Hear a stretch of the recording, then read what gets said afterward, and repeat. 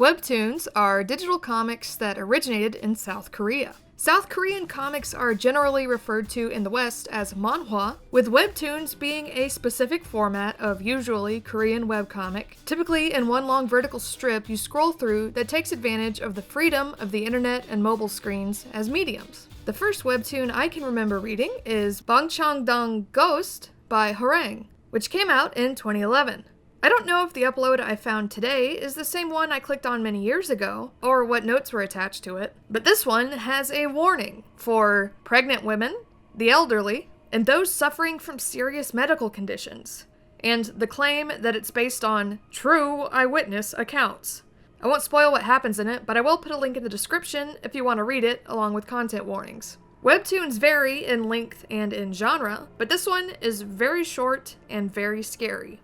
About a year ago, I read the psychological thriller webtoon Bastard, which I would describe as being about betrayal, neglect, abuse, and serial killing.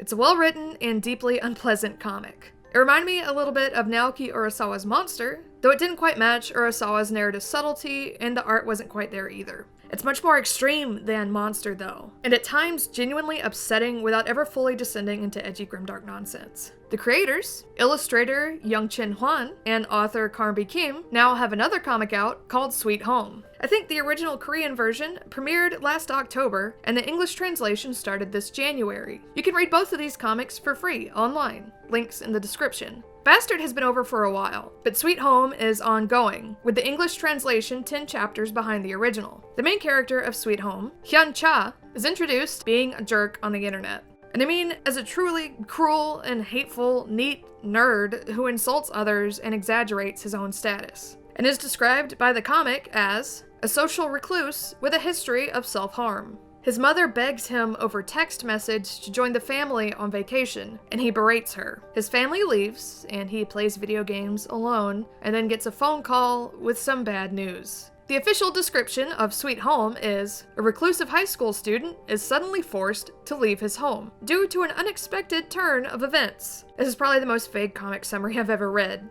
though it is accurate.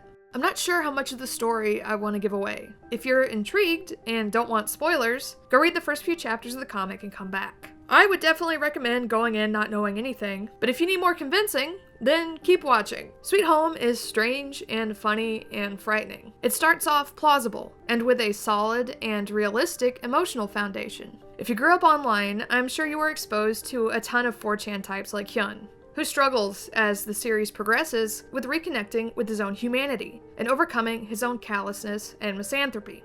Not to mention his struggles with depression, and quickly becomes something out of a nightmare. As Hyun grows as a person, he's also faced with an immediate danger in the form of humans transformed into monsters that want to gore and eat him. Leaving out some of what happens in the first few chapters, and some of the more weird and compelling narrative pulls that I don't want to spoil, Hyun, struggling and alone, ends up trapped in an apartment complex with the other residents as their situation becomes progressively more dire and bizarre. If you're a fan of films like Wreck, then you'll love Sweet Home, because it takes a similar premise and infuses it with a cast of fun and sympathetic trapped survivors, genuine tension, incredible monster designs, and darkly funny social satire. Such as this scene, where a Logan Paul-esque streamer gets dissolved and eaten by a monster. Hyun's original plan was to kill himself after seeing an anime, either a movie adaptation or a final episode, I'm not sure, that he had been looking forward to. Sweet Home has sympathy for Hyun, but also, especially at the beginning of the series, doesn't flinch away from how cruel and callous he was, even though you know it's him directing his own pain outward, or from the thought processes of someone struggling with depression, or the humor someone in that situation might find in their own suffering. The fact that Hyun's goal before suicide was to finish an anime is both darkly funny and also an honest and realistic expression of his character and what he was getting out of life before the monsters took over. Each character in Sweet Home has a distinct personality, and even as the series gets progressively brutal, it never loses sight of the humanity of each of these people. In particular, I was very impressed by how candid the series is about Hyun's self-harm and suicidal ideation, and how it treats its female characters and a disabled character who is introduced further on with dignity and respect. Bastard had weirder and more uncomfortable gender dynamics as part of what made it so disturbing, and while I wouldn't call Bastard misogynistic, I'm still glad it's an element absent from Sweet Home. Even the monsters are often sympathetic. Their designs are a reflection of the fears or desires they had as a human. And even as a warped figure tries to dismember and eat characters you like, you can't help but wonder who they were and mourn for them. As with Persona 4 or Silent Hill 2, I am a huge fan of suppressed fears and desires manifesting physically, and then manifesting as threatening body horror monsters works really well. As an example, the first monster you see in any detail is Hyun's neighbor, a young woman who desperately wants to be a successful actress. She starved herself in life, so, once transformed, she steals and eats a bunch of Hyun's ramen and also eats her cat. The monster is mostly designed to scare the audience, I'm sure, but it's portrayed as a tragic and violent manifestation of this young woman's suffering and her desires. Not something making fun of women for wanting to be thin or famous. Hwan's art, from anatomy to character design to visual effects, improved a lot between Bastard and Sweet Home. One of Bastard's weaknesses was occasional lapses in the art, especially with awkward or overly simplistic rendering of the human form.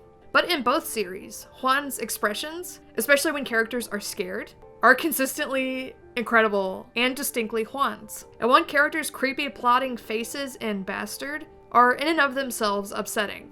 It's extreme exaggeration and stylization in the service of you really feeling a character's fear. And though it does happen a lot, Hwan adds enough variety that it never loses its impact. The monster designs are some of the best I've ever seen in any media, and Hwan takes advantage of the Webtoon format, vertical scrolling, in how the panels are structured, and also renders out action scenes with such realism and care, even with the stylized character designs, that you almost feel like you're watching an animatic or a film. I don't mean to go the cliched route of calling art I like cinematic. I just mean that Sweet Home is experienced as if it were an actual dynamic physical space that all of these awful things are happening in, not a flat image on a computer screen. It feeling so real with such unrealistic and weird monster designs and stylized character designs and faces is an accomplishment.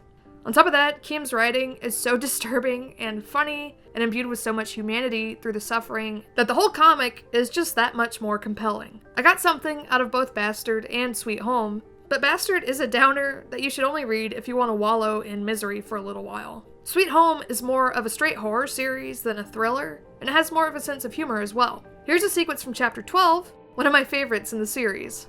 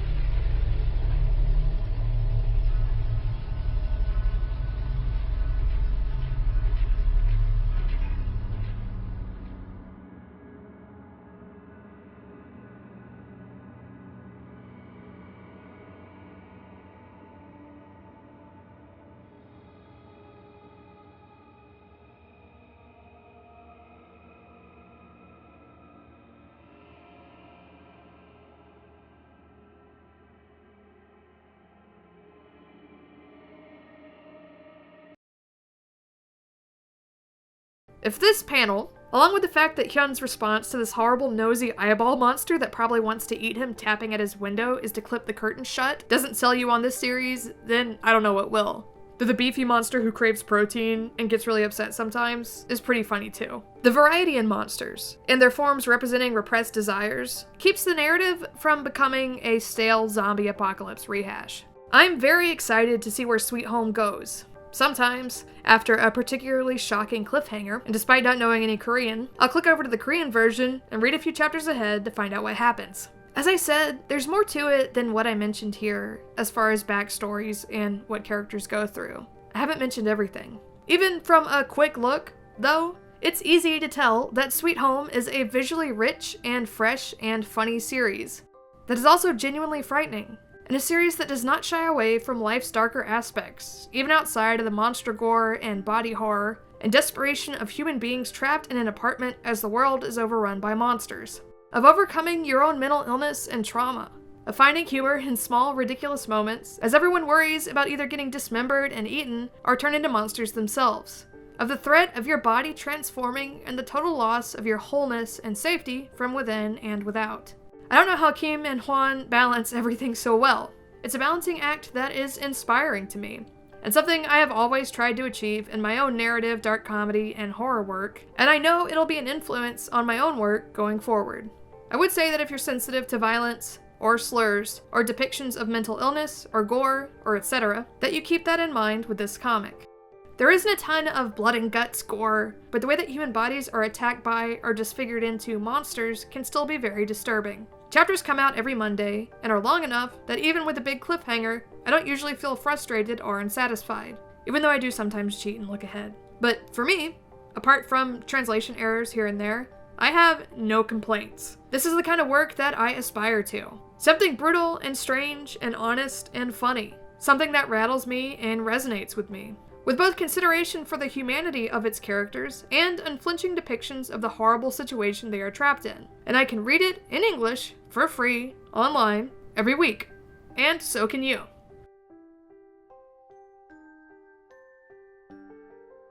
If you enjoyed this review, please consider donating to my Patreon so I can keep making videos like this one. I also have a Ko-fi set up for one-time donations. Apologies if my Korean pronunciation was off. I did look up as many of the names as I could and tried to get them correct. And thank you for watching!